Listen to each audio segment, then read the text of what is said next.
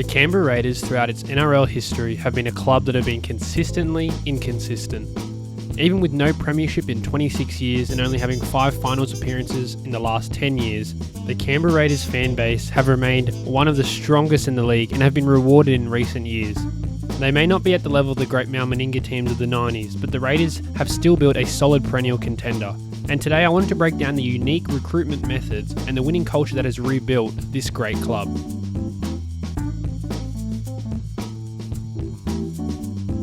Let's start in the early years of Ricky Stuart's reign, which was a clear rebuilding phase for the team. Ricky cleaned house in both of the 2014 and 15 seasons with club veterans like Terry Campese, Josh McCrone and David Shillington all shifted out from the club. These decisions meant that the club would have to suffer floundering towards the bottom of the ladder for those 2 years. The club's management knew that Canberra wasn't necessarily a prime destination for marquee players, which was clear as both James Tedesco and Kevin Proctor U-turned on deals with the club joining elsewhere. As other clubs continued to lure in marquee players, Canberra's management knew they had to improvise. So they looked globally to reserve grade and within Canberra's footballing nursery.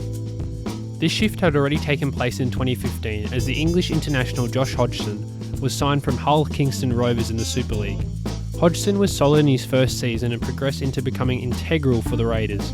In 2016, Hodgson would come runners-up for the Dally M and would co-win the Meninga medal from the Canberra Raiders. Canberra's acquisition of fellow Englishman Elliott Whitehead in 2016 showcased Canberra's effective international recruitment. Whitehead built an excellent partnership with his lethal outside backs Jordan Rapana and Joey Leilua as they ran rampant down the right side. Whitehead led the Raiders in tackles and the entire league in minutes played, having a stellar rookie NRL season. Both Hodgson and Whitehead's success were a testament to the Canberra Raiders' great recruiting. With strong forwards like Papali, Soliolo and Paulo, the electric dynamic of Jack Whiten and the consistency of Jared Croker would guide the Green Machine into a second place finish in 2016. This was a joyous moment for the club and this was their best finish since 1994 and showed the club had made significant progress. The Raiders were patchy in the finals, losing in the qualifying final to the Sharks, but then winning in the semi-final against the Panthers the following week.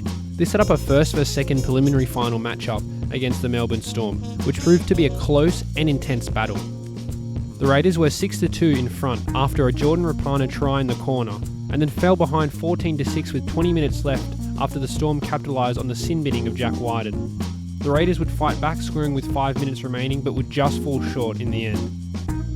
Raiders fans could be proud of that season though, as they dominated most of that game, and if it weren't for some Edric Lee blunders, they may have found themselves in the big dance.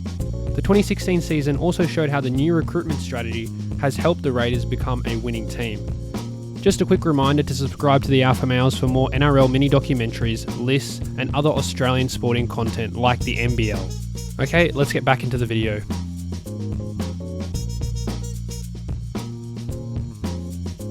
Unfortunately for the Raiders, this success would not last. Over the next 2 seasons, we again saw the inconsistent Raiders of old, finishing 10th in both the 2017 and 18 seasons. The Raiders had seen their transcendent year of 2016 quickly fade away. Injuries like the ACL tear for Hodgson did hurt the club, but ultimately it was game mismanagement that killed the club in these years. In 2017, the Raiders would finish 10th, but with a positive point differential, showing how many close games they lost, which was due to poor halves play. Their forwards were also stagnant throughout 2017 except for Papali, who would win the Meninga award, and Whitehead, who would win the Coach of the Year award. The talented youngster and Nick Kotrick proved to be the club's best outside back during this period, winning Dally M Rookie of the Year in 2017.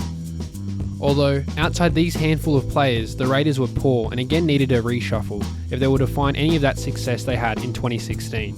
The club wanted to shift away from their methodical forward pack they had for a faster paced attack. The Raiders would not match a large offer for Junior Paulo, who left for the Eels, whilst another starting prop, Shannon Boyd, left for the Gold Coast Titans. Both these players had been key for the Raiders, so this was a big decision to allow both players to leave. The Raiders' starting 5'8" Blake Austin was also let go for the Super League, freeing an opportunity in the halves. These transfers may have not seemed significant at the time, but these players made way for some successful future transactions.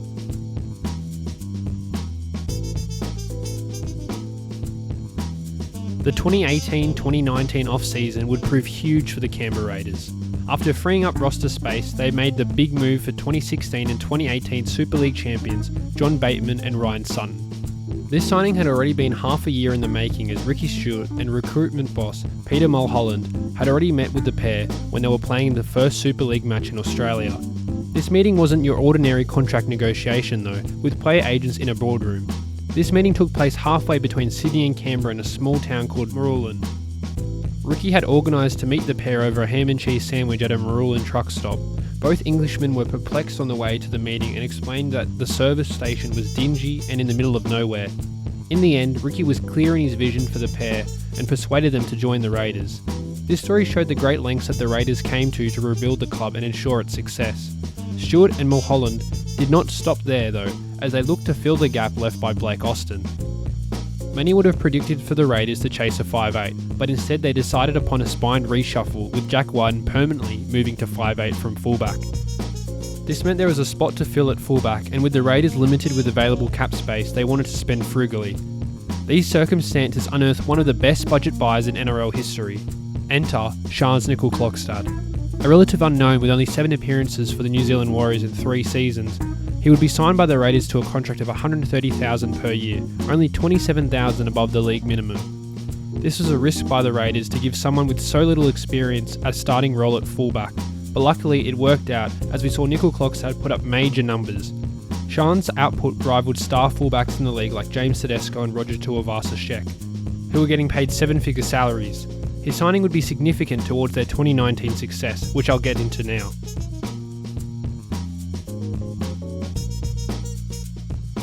"2019 was huge for the Green Machine as they stormed through their opponents all season. The new look halves pairing of Whiten and Caesar was effective, as Caesar provided the game management whilst Whiten provided the spark. The emergence of young guns like Bailey Simonson and Corey Horsburgh both developed into the Canberra system and were key to the depth, becoming established first graders. Canberra built their success off their defence, having the 3rd best defence in the NRL, only losing 1 game in double figures all season. They did start the season averagely though, with a 6-5 record, but finished strong, winning 9 of the remaining 13 games.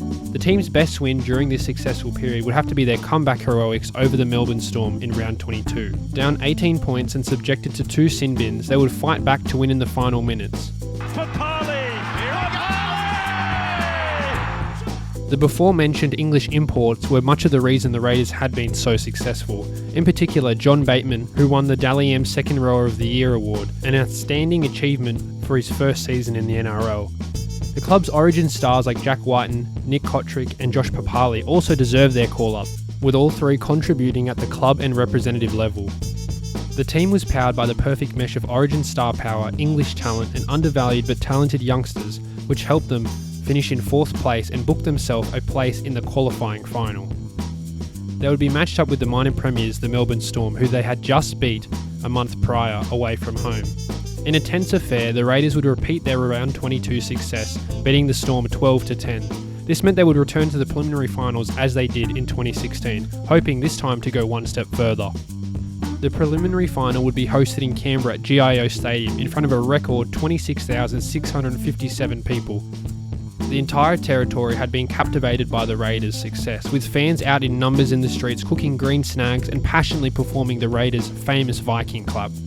The home game represented more than just a finals match for Raiders fans, but a reward for the unwavering patience after decades without success.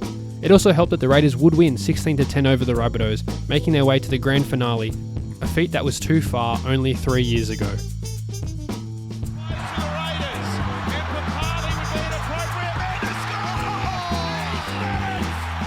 This long rebuild started back in 2014 and was just 1 game away from being completed. The current premiers, the Sydney Roosters, presented a tough task for the Raiders as they looked to properly farewell NRL legend Cooper Cronk. The 2019 Grand Final would go down as one of the most memorable in NRL history.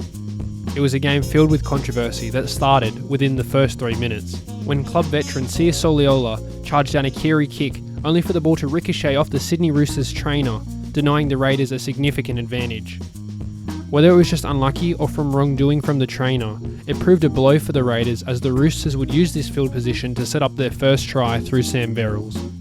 The Roosters extended their lead by 8 before a patented Whiten left foot step broke through the Roosters, bringing the deficit back to 2 points.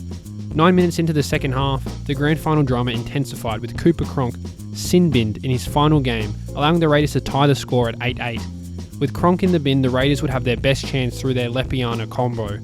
Down the right side, unfortunately this time, Leilua would fail to release the ball in time, throwing a rushed forward pass.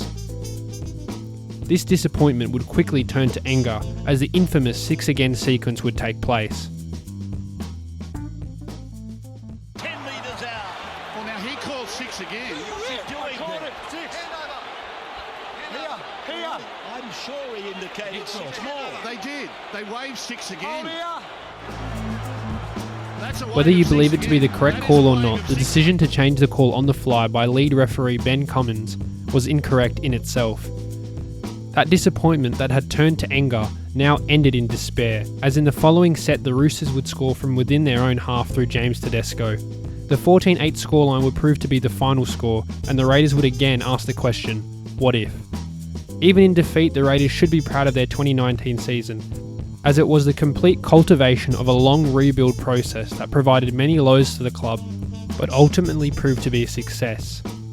Although they did not win, the experience of watching that beautifully crafted side build off unique recruitment was something both a neutral NRL fan and any die-hard Raider fan could appreciate. The Raiders have probably another 1 or 2 seasons of a premiership window after their recent preliminary final loss in 2020. The loss of John Bateman will hurt them, but George Williams should be ready to make that step up after getting a season under his belt. I hope for the sake of Canberra Raiders fans they can bring home a premiership in the near future.